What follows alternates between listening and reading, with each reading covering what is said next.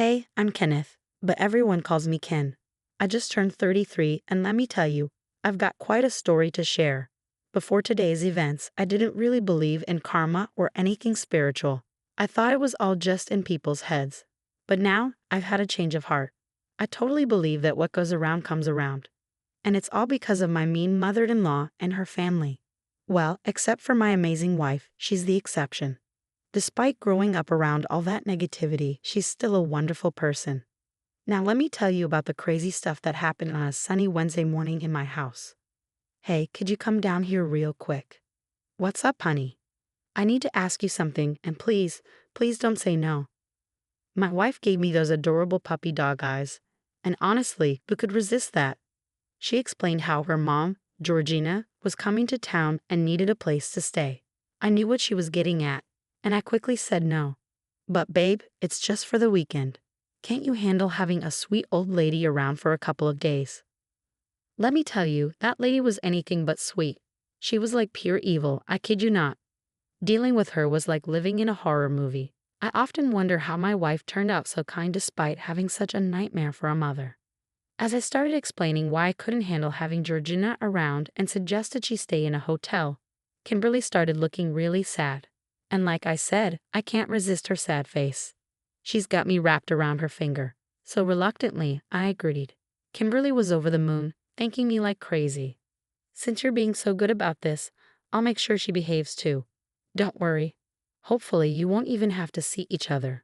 It'll all be smooth sailing, I promise. Well, that promise didn't last long because what happened next was totally unexpected. It was Friday afternoon, and Georgina, my mother-in-law, was about to arrive. We prepared the guest room with everything she might need and some stuff she likes, hoping it would keep her from causing drama. Around noon, the doorbell rang. Kimberly, busy in the kitchen, called out, "I think she's here, Kenny. Can you get the door, please?" I prepared myself and opened the door. Standing there was a woman with a not-so-friendly expression. It wasn't a smile, it looked more like a scowl. My mother-in-law, I greeted her. "Hello, Kenneth. Hi there. How was your trip? Are you doing okay?" I welcomed her inside, taking her stuff and doing all the host stuff without being too pushy. But I could feel my irritation building as she started her never-ending complaints. "Wow, Kenneth, the patio looks amazing. Did you do this?" "Yeah, it looks absolutely lovely. I'll need to snap some photos soon." "Oh, could you take those bags upstairs to my room, dear? And could you also make me a coffee? I'd like a caramel macchiato with whipped cream, please." Did she think this was a Starbucks? If you've ever seen A Streetcar Named Desire, you might get an idea of what Georgina was like. She acted just like Blanche, all high and mighty with a touch of fake innocence. She strutted around like she was a gift to the world. I can't stand that kind of arrogance, especially when she's being rude. Just then, Kimberly came out of the kitchen to greet her mom. "You look stunning." "Oh, come on, Kimberly, do I? You're just saying that." "Well, you do look great. It's this new diet I'm on. You should try it. You could use it, sweetheart. But not this weekend. This weekend is for relaxing. That's why I ordered my caramel macchiato. Speaking of which, Kenneth, when's my coffee going to be ready? I'm thirsty. I need something to drink right now. I might faint." See what I have to deal with. After enjoying a delicious lunch prepared by my wonderful wife, I had to quickly Google how to make a caramel macchiato. Georgina made it her mission to point out every little flaw in the meal, followed by a quick, "It's fine. Don't worry too much" to soften the blow. But she made sure to remind us to be extra careful next time to avoid making those silly mistakes, as she called them. She seemed to enjoy talking down to us, and while I could handle it, I could see it was getting to Kimberly. I mean, how could she not be bothered? That was her mom, after all, and Kimberly didn't have a mean bone in her body. I couldn't say the same for myself, though. I'm the type who likes to get revenge when I can. Later in the afternoon, Georgina went on and on about how much she loved the house. Well, she had a unique way of expressing her love for it. Sure, my time in Bora Bora was nice, but Zanzibar was even better. The scenery was stunning and the people were lovely. This vacation won't be as fancy as those, but it's still a vacation. Maybe it'll humble me a bit, since I've been to so many fancy places. It'll be a nice change of pace, I guess. I'll be honest, I zoned out of the conversation many, many times, and whenever I checked back in, it was still going on. Georgina had a way of making things drag on longer than they needed to. Anyway, we spent the afternoon chatting, mostly Kimberly and Georgina. I was just there, like a decoration, making sure Kimberly was comfortable. Every now and then, I'd chime in to make it seem like I was paying attention. Around 4 p.m. that evening, things started to get a bit weird. You know, Kimberly, I've been complimenting your house ever since I got here, and I have to say, it's stunning. Thanks, Mom. We've been working hard to make it nice, and Kenny and I spent a lot of time getting ready for your visit. It's so good that I can't keep this beauty to myself. What do you mean, Mom? What are you saying?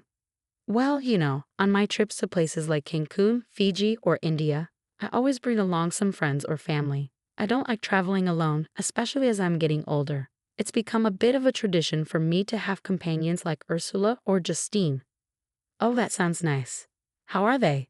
It's been a while since we talked. Funny you ask, because they're actually on their way here now. You can catch up with them yourself. Kimberly nearly chokes on her coffee at this unexpected news. I would have done a spit take too if I had anything in my mouth, because I was shocked at what she just said. But I kept my cool and managed to say, Kim, let's go to the kitchen, now. We headed to the kitchen to talk about this bombshell. Please tell me she's joking, babe. I don't think she's joking, but you only told me she was coming. We only prepped for one person. I'm just as surprised as you are, babe. I didn't know anything until now, just like you. I started pacing in the kitchen. So what do? I guess we'll have to tell her we only prepped for one person, and maybe we can put the girls up in a hotel. They can come over during the day to hang out with Mom. I sighed in frustration. This was also inconvenient, wasn't it? Note the sarcasm. As much as I cared about Ursula and Justine, my aunt-in-law and sister-in-law, I wasn't keen on entertaining them all weekend. They were a bit like their mother, not as bad, but having them all around would be chaotic. We argued about it until Georgina herself showed up in the kitchen. What's the problem? I think it's a nice idea to have other family members join us for the weekend. She started pouting, and strangely, it had the same effect on Kimberly as Kimberly's pouting had on me. When she wanted to, Georgina could get her way with those puppy dog eyes. I guess Kimberly inherited that skill from her mom. Oh no, Mom, please don't be upset. It was a nice thought, but we just can't handle this sudden change, especially on such short notice. Kenny and I were thinking of putting Ursula and Justine up in a nearby hotel, and they can come over during the day. Angeline is also coming with them. So you want 4 extra people in the house? I'm sorry, Georgina, but that's not going to work. Oh, Kenny dear, don't be such a stick in the mud. Jolene has to come. She hasn't been part of the tradition, and she really wants to join in. Plus, she's your younger sister-in-law. We have to make room for her. And honestly, you're not even considered part of our real family, so it makes sense for you to leave and for the girls to stay. It's just for a couple of days after all. Mom, how can you say that? Kenny is our real family. Is he though? You're putting him above your actual sisters. That's not what I meant, Mom. The main issue is space. We're worried there won't be enough room for everyone. I'm glad you brought that up because I've come up with a solution that will please everyone. Okay, let's hear it. Okay, so here's my idea. Ursula and I can share the bed in the guest room since it's big enough, and Jolene can sleep in Kimberly's bed. There was silence. I was completely lost. I looked at my wife, and she seemed just as confused. Finally, I asked, so you want 3 people to sleep in one bed? That's uncomfortable and inappropriate, don't you think? Yeah, Mom, we're adults now. It's not appropriate for me, my husband, and my sister to share a bed. Aha, I knew you'd say that, which is why I think it's best if Kenneth doesn't stay here during this time. Again, silence. At that moment, I think she finally lost it. So you want me to leave my own house? Kenny dear, don't call me that. Kenneth, don't talk to me like that. Kimberly, are you going to let him speak to me like that? Look, I don't appreciate you coming into my house and making last-minute demands. It's not fair. If you wanted a girls' trip, that would have been fine if you planned it in advance. Why didn't you just tell us what you wanted? And saying I'm not your real family was rude. I didn't think you'd get so upset now. Honestly, you're acting childish, don't you think, Kim? I don't know what to say, Mom. I don't think it's fair. Oh, you young people and your sensitivity. I didn't do this on purpose. It must have just slipped my mind. I'm sure you understand. I didn't quite understand, but when I looked at my wife, she was silently pleading with me. I caved in, feeling frustrated, and said, Georgina, better communication would have been appreciated. As I said earlier, I wouldn't have minded if you ladies wanted a girls' trip for the weekend. I could have gone on a trip with the guys or worked at the orphanage. But springing this on us isn't fair. We're adults, even if you see us as your kids. You're a guest in our home, and you need to respect that. I stayed calm and politely pointed out her mistake. She scoffed, walked around, and even laughed at times, seemingly trying to avoid the embarrassment of being confronted by her sister-in-law. Nevertheless, I stood my ground. You want to have a girls' trip and have everyone here for the weekend. Fine, you want me out of the house. That's fine too, but I'll be back after the weekend. With that, I kissed my wife on the cheek and headed to our room. Kimberly tried to reason with her mother, telling her that what she did wasn't okay and that she seriously upset me. But Georgina just laughed it off, treating me like I was overreacting. I packed some clothes in a duffel bag and left. I booked a hotel room online and headed there, but not before stopping by the orphanage where I regularly volunteered. As I mentioned before, the orphanage is called Open Arms, and I love working there. But dealing with unruly and disobedient toddlers, children, and teenagers is no easy task. As I spent the evening playing and helping out the children, I couldn't shake off the thought of how to get back at Georgina. I'm not evil, or at least I don't think I am. But I do believe in teaching people a lesson when they deserve it. I guess that's why I'm good at my job. I had a good connection with the kids, showing them both love and discipline so they wouldn't take advantage of me. We got along well, to the point where some of them could tell something was bothering me. Ken, is everything okay? One of them asked. Yeah, everything's fine, I said, apologizing for losing my cool. I explained the situation to him in simple terms. He was just a kid, after all. But surprisingly, he understood and even sympathized with me. With all due respect, Ken, your mother-in-law is crazy. Tell me about it, I replied. You've got to get back at her somehow, just to teach her a lesson, right? But how? We thought about it for a while, but I couldn't come up with anything. Then Maverick said something that changed everything. We could help. What do you mean? We could help. If you take a handful of us kids and bring us to your house, we could ruin her weekend. I thought about it, and then it clicked. Maverick, true to his name, was an evil genius. It was a perfect plan. The kids would get a fun weekend away, and I could get back at my mother-in-law for disrespecting me. We made plans like two evil geniuses plotting world domination and waited until the next day to put our revenge into action. The next day, Saturday, went like this.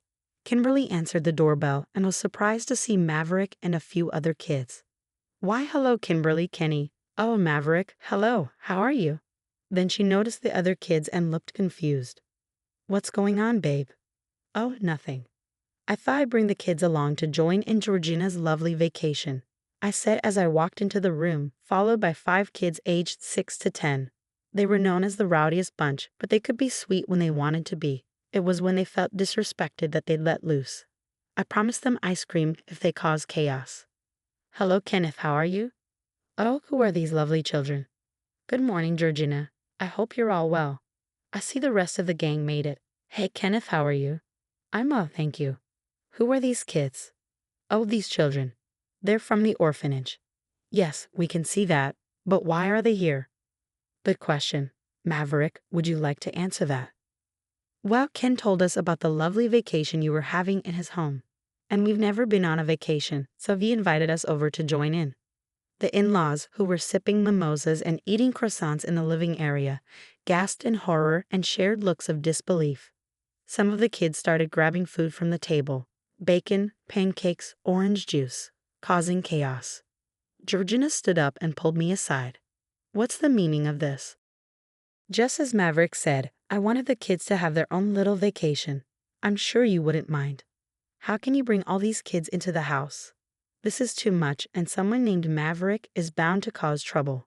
This was supposed to be a relaxing weekend for me and the girls, you know this. Oh well, I'm sure you wouldn't mind. It's only for a couple of days after all. Listen, I know you're upset. No, you listen here, Georgina. I'm tired of you acting like you own the place. If you want to stay here for a vacation, that's fine, but the kids are staying too. They deserve to enjoy just as much as you do. So maybe next time you'll remember it's not nice to inconvenience others. And with that, I didn't give her a chance to respond.